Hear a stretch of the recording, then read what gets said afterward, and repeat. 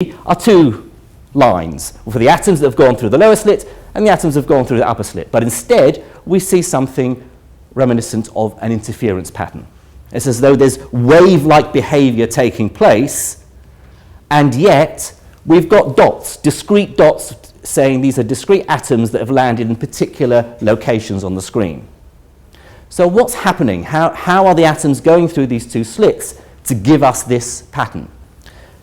If we don't know anything about atoms and how they behave, you can say, well, atoms must be subject to some forces that, whatever they may be, they're complicated, but they give rise to this pattern. Maybe the atoms are bumping into each other and they're sort of, the interatomic forces are saying that for whatever reason, only a certain number can land together in a particular region, saying, right, me and my crowd are here, you go off somewhere else, and by the way, make sure no one lands in between for some as yet to be explained rule about the way atoms behave.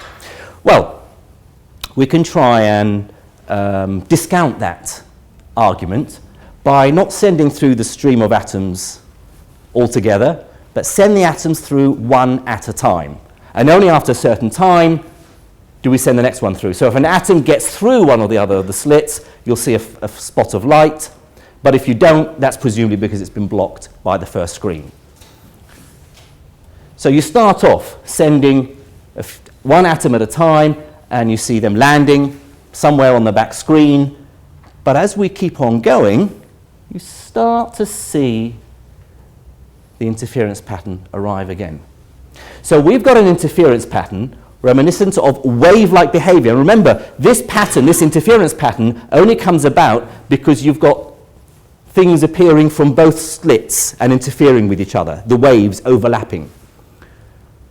But each atom is going through by itself. So each atom is contributing its small part to an overall interference pattern. So if there's wave-like stuff going on, then each atom is doing that. Each atom is behaving in some way like a wave. So what happens is it does the atom, which comes out as a tiny particle, see the two slits and somehow spread out, or does it split into two and then they combine again on the other side? Because clearly tiny atoms coming from there, and we have a point at the back, so it's a particle, and here it's a particle, but somewhere in the middle it's doing something that gives rise to wave-like behavior.